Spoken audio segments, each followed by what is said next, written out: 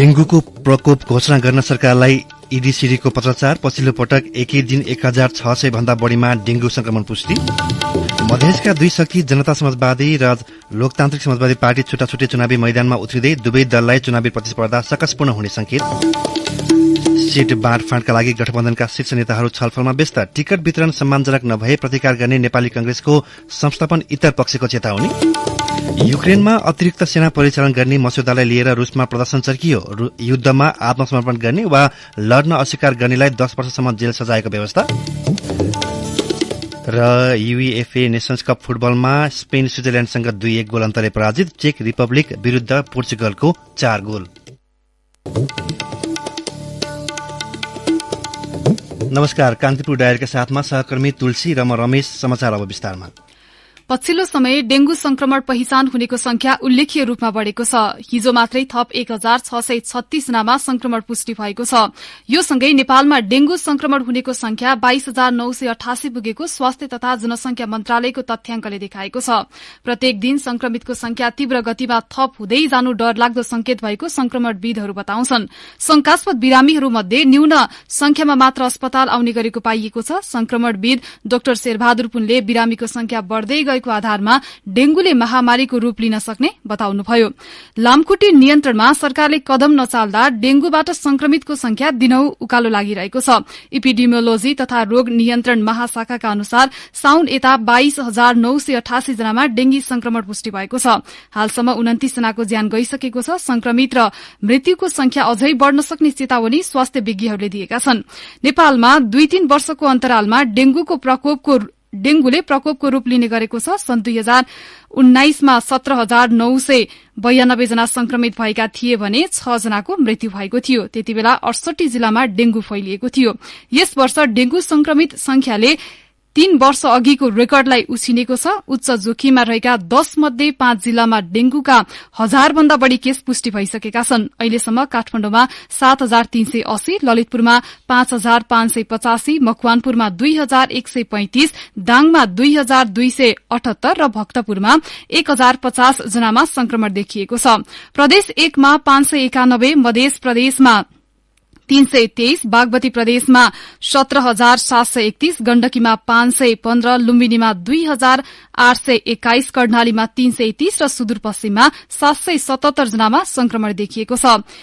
ईडीसीडीले काठमाडौँ उपत्यका लगायत देशभर डेंगू संक्रमण अत्याधिक विस्तार भएको निष्कर्ष निकाल्दै राष्ट्रव्यापी प्रकोप घोषणा गर्न स्वास्थ्य मन्त्रालयलाई पत्रचार गरिसकेको छ। मन्त्रालयका एक अधिकारीले घोषणाका बारेमा अझै यकिन भइ नसकेको बताउनु भएको छ।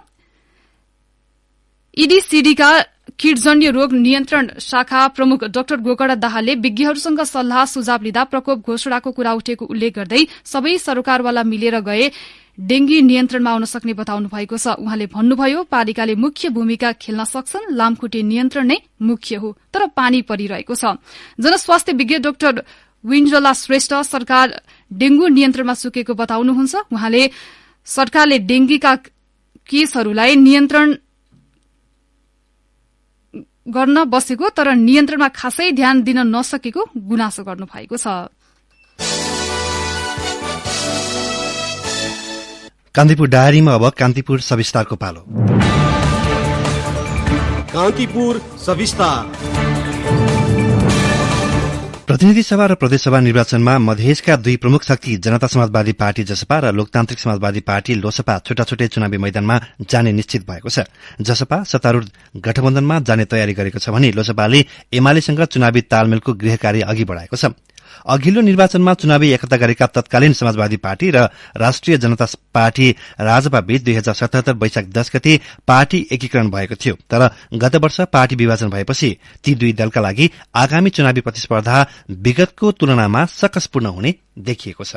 2074 को निर्वाचनमा गठबन्धन गर्दा मधेस केन्द्रित दलले प्रत्यक्षतर्फ 19 सहित 32 सीट हासिल गरेका थिए। उपेन्द्र यादव, महन्त ठाकुर, राजेन्द्र महतो लगायतका केन्द्रीय तहका अधिकांश नेताहरू विजयी भएर आएका थिए। संविधान संशोधन, संघीयता, निर्वाचन क्षेत्र पुनर्संरचना, नागरिकता जस्ता मुद्दालाई सँगै उठाएर आएका दुई पार्टी अहिले फरक किनारामा छन्। जसपा सत्तारूढ़ दलमा रहेर बढ़ी सीटका लागि लबिङ गरिरहेको छ भने लोसपाले एमालेसँग चुनावी तालमेलका लागि कार्यदल गठन गरेको छ। सत्ताको स्वार्थका लागि मधेसको मुद्दालाई कमजोर बनाएको आरोप झेल्दै आएका जसपा र लोसपा पछिल्लो पटक सरकारमा जाने विषयमै छिन्न भिन्न भएका थिए। पछिल्लो समय नागरिकता विधेयक प्रमाणीकरण नहुँदा सबैभन्दा बढी विरोध तराई मधेसमै शुरू भएको छ। एमालेको आडमा राष्ट्रपतिले विधेयक रोकेको आरोपका बीचमा लोसपाले चुनावी सहकार्य खोज्नुलाई धेरैले अर्थपूर्ण भनेका छन्। तर लोसपाका तर्फबाट कार्यदल सदस्य अनिल झा भने नागरिकता विधेयक र चुनावी तालमेल फरक विषय भएको तर्क गर्छन्। यो राष्ट्रपति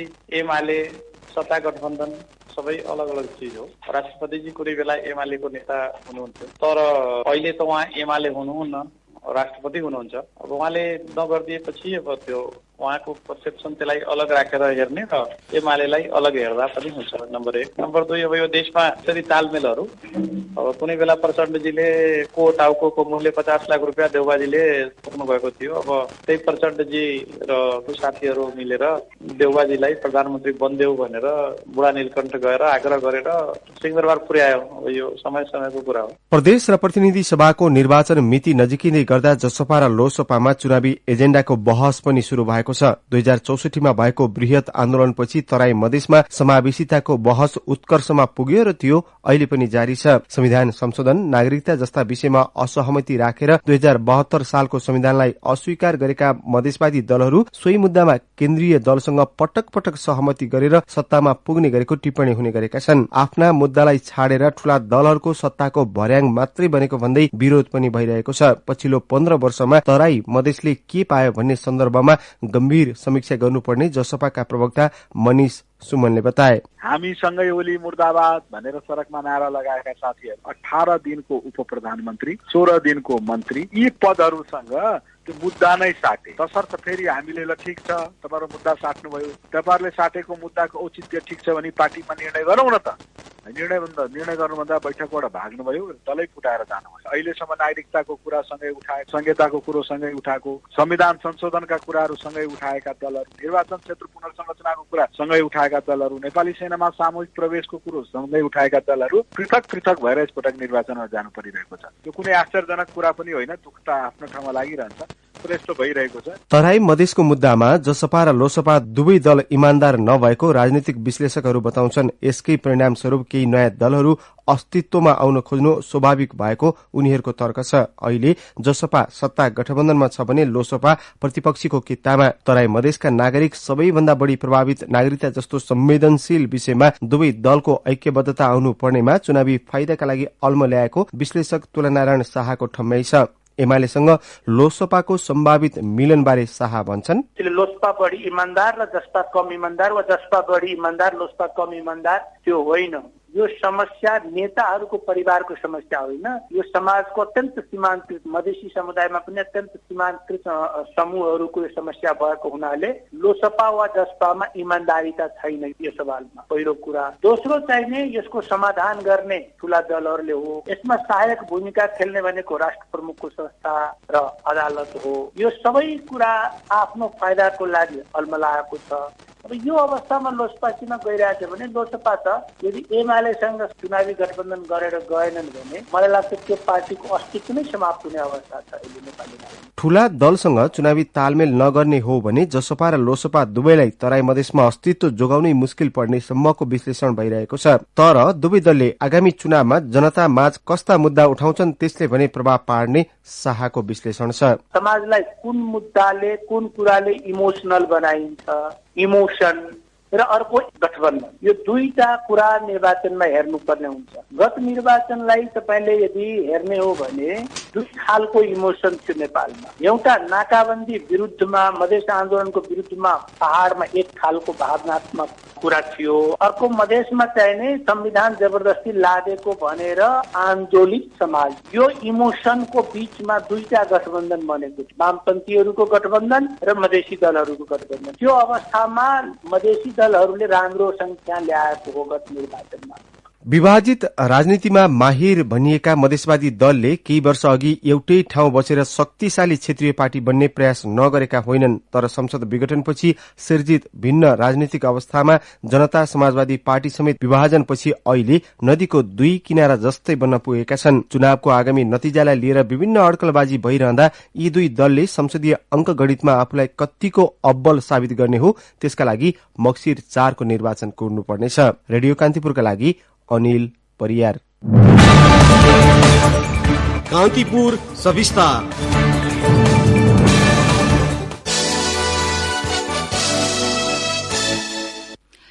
प्रतिनिधि तथा प्रदेश सभाको आसन्न निर्वाचनमा प्रत्यक्षतर्फको सीट बाँडफाँटका लागि गठबन्धनका शीर्ष नेताहरूले आन्तरिक छलफल गरिरहेका छन्। सीट बाँडफाँटमा देखिएको विवाद अन्त्य गरी सहमति खोजिने नेताहरूले बताएका छन्। दलहरू प्रतिनिधि सभाका 165 र प्रदेश सभाका 330 वटै निर्वाचन क्षेत्रमा गठबन्धन गर्ने प्रयासमा छन्, तर बढ़ी सीटको महत्वाकांक्षाले गठबन्धनमा सीट बाँडफाँट भने मिल्न सकेको छैन। गठबन्धनमा रहेका राष्ट्रिय जनमोर्चा बाहेकका 4 दलबीच प्रत्यक्ष 165 मध्ये हालसम्म 126 सीटमा सहमति जुटेको नेताहरूले बताएका छन्। मध्य प्रदेशमा कांग्रेस र जसपाको अडानका कारण सहमति भइसकेको छैन। सहमति जुट्न बाँकी निर्वाचन क्षेत्रमा दलहरूको एकल दावी हुँदा गठबन्धनभित्र सहमति हुन नसकेको नेताहरूले बताएका छन्। कान्तिपुर डायरीमा अब ब्रेकको पालो। ब्रेकपछि कान्तिपुर डायरीमा अब बाँकी प्रसंग। नेपाली कंग्रेसभित्र आगामी निर्वाचनका लागि टिकट वितरणलाई लिएर असन्तुष्ट नेता शेखर कोइराला पक्षका नेताले काठमाडौँमा भेला गरेका छन्। एकलौटी ढंगमा टिकट वितरण गरिएको भन्दै कोइराला समूहले दबाव स्वरूप आफू पक्षीय नेता र कार्यकर्ताको भेला गरेको हो। उनीहरूले सभापति शेरबहादुर देउवाले प्रतिस्पर्धी समूहलाई टिकट वितरणमा सम्मानजनक ढंगले व्यवहार नगरे प्रतिकार गर्ने चुनौती दिएका छन्। भेलामा बोल्दै नेता जगदीश्वर नरसिंह केसीले समानुपातिकको बन्द सूची सच्याउन नेतृत्वसँग माग गर्नुभयो। टिकट वितरण गर्नका लागि 9 जनाको समिति उहाँले आन्तरिक रूपले बनाउनुभयो।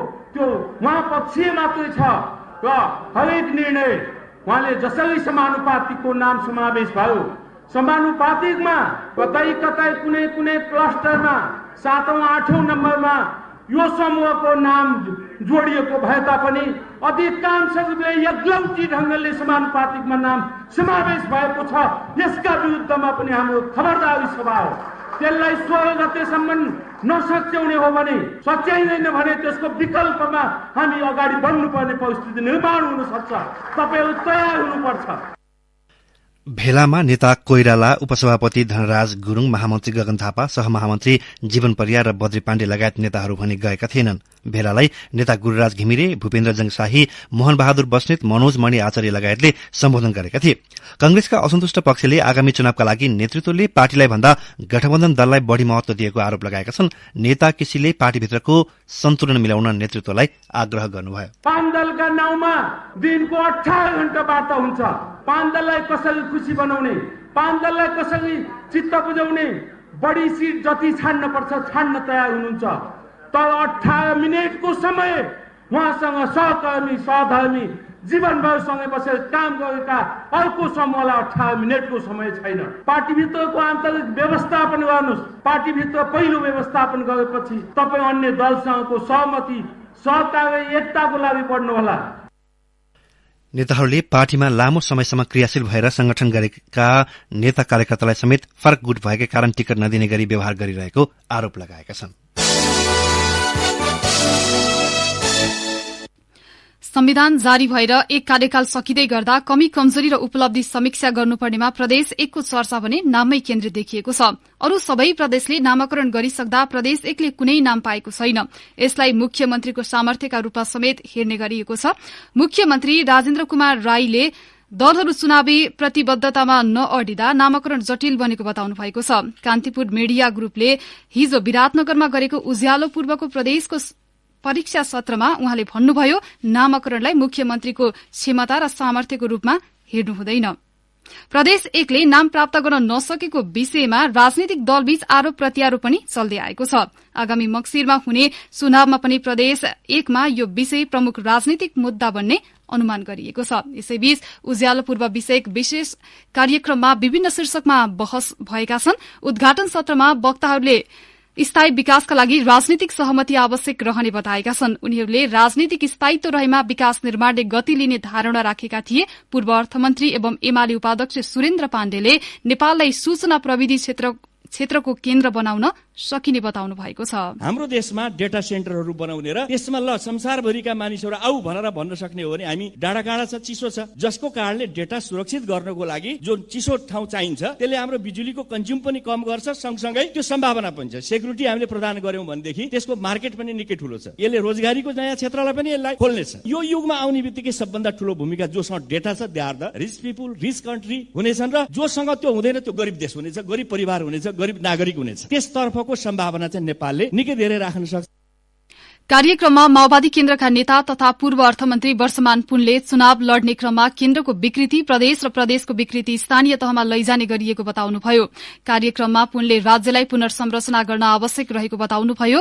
उहाँले प्रदेश 1 कृषि क्षेत्रमा अगाडि रहेकाले थप सम्भावना भएको बताउनुभयो। कृषिको क्षेत्रमा नम्बर 1 प्रदेशको रूपमा छ। यसको कन्ट्रिब्युसन यद्यपि कृषिको अहिले चाहिँ जीडीपीमा 23+ मात्रै हाराहारी योगदान छ। अहिले पनि अदुवाको कुरो गर्छौं, अलैँचीको कुरो गर्छौं, चियाको कुरो गर्छौं, अमृतसरको कुरा, धानको, मकैको, कोडोको जति उत्पादन छ यो प्रदेशले लिडिङ रोल खेलिरहेको छ। यसमा अझै सम्भावना छ भन्ने यसले देखाउँछ। कांग्रेस महामन्त्री तथा पूर्व स्वास्थ्य मन्त्री गगन थापाले देशको आर्थिक विकासमा राजनीतिक स्थिरता आवश्यक रहेको बताउनुभयो। थापाले पर्यटन र स्वास्थ्य लगायतको विकासका लागि निजी क्षेत्रलाई अघि बढ्नुपर्ने बताउनुभयो। म सरकार हो, मैले सरकारले गर्नुपर्ने काम म गर्छु। एयरपोर्टमा लगाउनु पर्ने पैसा लगाउँछु, जहाँ लगाउनु अथवा कुनै नियम बदल्नु पर्ने म बदल्छु। अनि तपाईँ प्राइभेट सेक्टर हो, तपाईँले गरेको कामबाट चाहिँ यहाँ अर्को भारतको 2 लाख 3 लाख टुरिस्ट नयाँ थपिएला र अनि 5 वर्ष पछाडि चाहिँ हामी जाँदै गर्दाखेरि पूर्वाञ्चलको प्रदेश नम्बर 1 को टुरिज्ममा यति नयाँ कुरा थप्यो भने हामी भन्न सकौँला। हेल्थमा पनि त्यही हो, गर्ने प्राइभेट सेक्टरले हो। त्यसैले मलाई के लाग्छ भने अलिकति थोरै अब हामीले यो इलेक्सन पछाडि यो प्रोभिन्स भित्र के गर्ने, कसो गर्ने, कुन कुन इन्टरभेन्सन भयो भने के नयाँ कुराहरू बदल्न सकिन्छ। जुन पूर्वको हामी आज सम्भावनाको बारेमा कुराकानी गर्यौं, ती सम्भावनाहरूको बारेमा कहाँ कुन एरियामा कसले के गर्ने भन्ने विषयको सन्दर्भमा चाहिँ हामी त्यो अप्रोचबाट नजाने हो भने फेरि हाम्रो के हुन्छ, हामी एउटा इलेक्सनको गोल चक्करबाट अर्को इलेक्सनको गोल चक्करमा आउँछौं। कार्यक्रममा प्रदेशको परीक्षा, बदलिदो शहर, युवा उद्यमीका अपेक्षा, पूर्वको पौरख र अर्थनीतिका उल्झन शीर्षकमा बहस भएको थियो। सरकार र 13 दिनदेखि अनसनरत डाक्टर गोविन्द केसीबीच 10 मुद्दे सहमति भएको छ। सहमतिसँगै डाक्टर केसीले बिरामी अमनलाल चौधरीको हातबाट जुस पिएर अनसन तोड्नु भएको हो। सहमति अनुसार सरकारी अस्पतालहरूमा हाल सञ्चालनमा रहेको सही अनुसार दरबन्दी कायम गर्ने, कैलालीको गेटा मेडिकल कलेज तत्काल सञ्चालन गर्ने, प्रतिष्ठान र विश्वविद्यालयमा पदाधिकारी नियुक्तिको मापदण्ड सहित ऐनको व्यवस्था गर्ने लगाएका छन्। अनसन तोडे पश्चात आयोजित पत्रकार सम्मेलनमा डाक्टर केसीले समय सीमाभित्र माग सम्बोधन नभए फेरि अनसन बस्ने चेतावनी दिनुभयो। सवारी चाप, क्षमताभन्दा बढ़ी भारका साधन र न्यून गुणस्तरको चलाउँदा बीपी राजमार्गको बनेपा बर्दिवास खण्डमा खाल्दै खाल्डा भएका छन्। 4 महिना अगाडि टालटुल पारिएका खाल्डा फेरि उस्तै बनेका हुन्। वर्षा अगाडि मर्मत भएको नेपालथोक धुलीखेल चौथो खण्डमा 50 किलोमिटर पार गर्न 3 घण्टा भन्दा बढ़ी समय लाग्ने गरेको चालकहरूले गुनासो गरेका छन्। पुल नभएको ठाउँमा त खाल्डा खुल्टी छँदै थियो। अहिले धेरैजसो स्थानमा कालो पत्र उब्किएर सड़क भत्किएको छ। बोलेरो चालक गीता पहाड़ीले भने 1.5 घण्टा लाग्ने 30 किलोमिटर पार गर्न 3 घण्टा भन्दा बढ़ी समय लाग्छ। बर्दिवासदेखि सिन्धुली, सिन्धुलीमाडी, खुरकोट नेपालथोक खण्डमा पनि धेरै ठाउँमा खाल्डा खुल्टी हुनुका साथै सड़क भत्किएको छ। खुरकोट बजार नजिक सुनकोशीले सड़क झार्दा एकतर्फी बनाइएको छ। पछिल्लो समय सुनकोशी आसपासमा क्रसर उद्योग खोल्ने क्रम बढ़ेसँगै राजमार्गमा टिपर समेत धेरै गुड्न थालेका छन्। बर्दिवास सिन्धुली बनेपा सड़क आयोजनाका प्राविधिक रमेश आचार्यका अनुसार वर्षाले क्षति पुगेको सड़कमा खाल्डा खुल्डी भएका कतिपय स्थानमा मर्मतको काम भइरहेको छ। सरकारले बीमा र यान्त्रिक परीक्षण नगरेका यात्रुवाहक सवारी साधन गुडाउन रोक लगाउने भएको छ। चाडपर्व नजिकैसँगै सवारी दुर्घटना र जनधन क्षति हुन थालेको भन्दै गृह मन्त्रालयद्वारा गठित समितिले बीमा नगरेका यात्रुवाहक सवारी साधन गुडाउन र यान्त्रिक परीक्षण नगरी सवारी गुडाउन रोक लगाउने निर्णय गरेको हो। यस्तै दुर्घटना भई बिरामीको हवाई मार्गबाट अस्पतालसम्म लैजानुपर्ने भएमा यातायात व्यवसायी महासंघले नै खर्च बेहोर्नुपर्ने निर्णय समितिले गरेको छ। सरकारले सवारी दुर्घटना रोकथाम र न्यूनीकरणका लागि 7 सदस्यीय समिति गठन गरेको थियो। समिति गठनको भोलिपल्ट हिजो बसेको समिति बैठकले सार्वजनिक यातायातबाट हुने यात्रा सुरक्षित र व्यवस्थित गर्न 14 बुँदे निर्णय गरेको हो। समिति संयोजक फणिन्द्रमणि पोखरेलका अनुसार गन्तव्यमा पुग्न तीव्र गतिमा सवारी चलाउने प्रवृत्तिलाई निरुत्साहित गर्न राजमार्गमा टाइम कार्ड लगाउने निर्णय समेत भएको छ। सीट क्षमता भन्दा बढ़ी यात्रु बोक्ने र छतमा राखेर यात्रा गराउन रोक लगाइने पोखरेलले बताउनुभयो।